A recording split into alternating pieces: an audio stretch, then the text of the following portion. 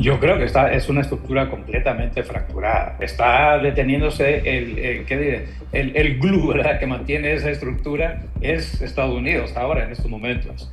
Por eso decía que si algo sucede de que uno de los tres focos principales del poder decida derrumbar a Daisy, que es la que le están dejando hablar con Estados Unidos, entonces sí, que sería el caos. Advertencia clara de Rubio después de que ya hubiera sido tajante el presidente Donald Trump a Delcy Rodríguez. No te pases del guión porque estás bajo la lupa y aunque no sería lo deseable, estaríamos dispuestos a usar la fuerza si tratas de disfrazarte de cordero siendo un lobo. Sí, y francamente ese mensaje no puede ser más claro. Hay que entender el contexto de las relaciones entre países para entender precisamente cómo la administración está manejando ahora a lo que queda de la dictadura en Venezuela. Cuando las relaciones son normales, obviamente, todo el mundo sabe, la embajada de los Estados Unidos en ese país es la que maneja las relaciones, sobre todo, porque dentro de esa embajada es un microcosmo del gobierno de los Estados Unidos, del gobierno federal. Todas las secretarías, ¿verdad?, de la de defensa, relaciones exteriores, etcétera, están ahí dentro de esa embajada, inclusive todas las agencias federales de inteligencia, de ley, de comercio, en fin, es verdaderamente un microcosmo, un reflejo de lo que es el país.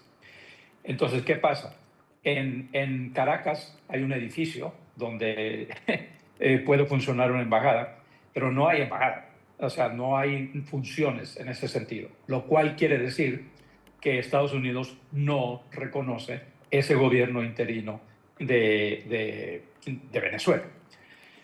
Y si vemos la primera visita que se ha efectuado por un alto funcionario de Estados Unidos, es el jefe de inteligencia de la CIA. Es precisamente esa agencia, una agencia, que actúa como la agencia global o paraguas, si podemos decir así, para poder dirigir lo que se está haciendo en Venezuela. De nuevo, lo importante hay que entender es que no se le reconoce al cártel de los soles como gobierno.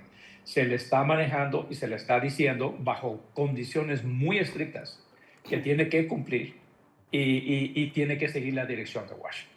¿Cómo era? Se ha publicado, obviamente, que la CIA quiere tener una presencia mucho más activa hasta que finalmente esa embajada pueda estar quizá en funciones. Y lo que es claro es que la CIA nunca ha abandonado Venezuela.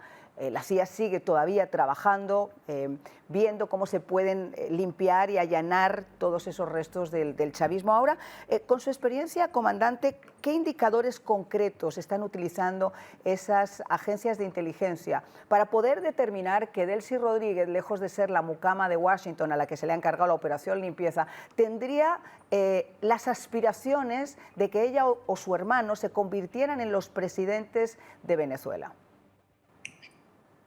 Es una posibilidad, pero es una posibilidad muy, muy remota. Yo francamente lo dudo, porque ella está directamente asociada al cartel de los soles, Claro. ¿verdad? Pero por el momento, o sea, cualquier operación, cualquier proceso que se está llevando a cabo, de nuevo, sigue bajo la CIA, aunque hay otras agencias bajo de ese liderazgo, ¿no? Y si antes estaba la CIA bastante informada de lo que pasaba, ahora está muy informada y de manera abierta y de manera oficial, ¿verdad? Entonces, el plan es ahora no hacer solamente operaciones bajo la mesa, sino que operaciones de funciones diarias. Y para eso, el plan de Washington es, poner en activo varios equipos técnicos, y verdaderamente técnicos, de expertos en logística, expertos en la industria petrolera, expertos comerciales, económicos, etcétera, para que vean lo que está pasando, perdón, en Venezuela de manera abierta y poder volverla a integrar esa economía a la economía mundial, que es por eso, ese es el proceso para eventualmente poder llegar a elecciones y a una verdadera transferencia de poder. Claro, el otro día, el domingo, todo surgió porque Delcy, que hasta este momento era bastante complaciente, entre comillas, y a pesar de que están tomando la liberación de los presos con cuentagotas, eh, hizo unas declaraciones diciendo que ya está bien, de que Washington tenga que dictar la política de Venezuela, que Venezuela tiene ya una presidencia, una línea de gobierno y que no están dispuestos a escuchar. Por supuesto, después luego le bajó los decibelios al discurso cuando se dio cuenta de las repercusiones que podía tener y dijo, porque lo ideal es trabajar con el pueblo de Venezuela y con el pueblo de Estados Unidos. Pero ya ese sobe del lomo que le dio como que no funcionó mucho y por eso Marcos vuelve a hacer hoy ante el Senado esa advertencia. Ahora, cuando habla de consecuencias y habla del uso de la fuerza, comandante, dice, no es deseable, pero pilas que todavía estamos operativos por allá. ¿Cómo piensa usted que podría darse esa fuerza si tuviera que ejercerse? Sí, correcto, y es por eso que no se ha retirado, no se ha reducido esa fuerza, porque obviamente esa fuerza es la que está apoyando la estrategia de Washington, ¿verdad? Se puede poner en efecto de muchas maneras, hay muchas opciones. Así como existía la opción de extraer a Maduro, ¿verdad? Y por muy difícil que parecía ser al principio, pero era una opción clara y concreta para que el presidente decidiera. Hay otras. O sea, digamos un caso teórico, que Diosdado decida sacar de nuevo a sus motocicletas con ametralladoras Ajá. y empezar a subyugar a su gente en las calles. Que decida rebelarse, porque él es la competencia del poder en contra de él, ¿verdad? Si Diosdado decide rebelarse de esa manera y tratar de apoderarse del poder, claro, entonces se van a tener que volver a efectuar operaciones militares, sea de cualquier naturaleza. Por ejemplo, que le caiga un misil cuando vaya en su automóvil, o que le caiga y lo visite en su casa, en el búnker, en donde quiera que esté. Pero entonces se tiene que pulverizar a este señor. Entonces ellos entienden eso y espero que no dejen de creer.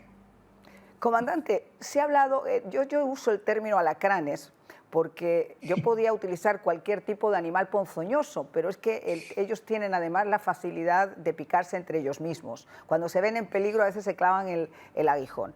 ¿Qué tan fracturada cree usted que está esa estructura chavista en estos momentos, con la cabeza de la serpiente detenida, pero donde el resto del cuerpo, aunque limitado y en una cajita donde Estados Unidos le puede cerrar el oxígeno, pero siguen todavía sueltecitos por allá?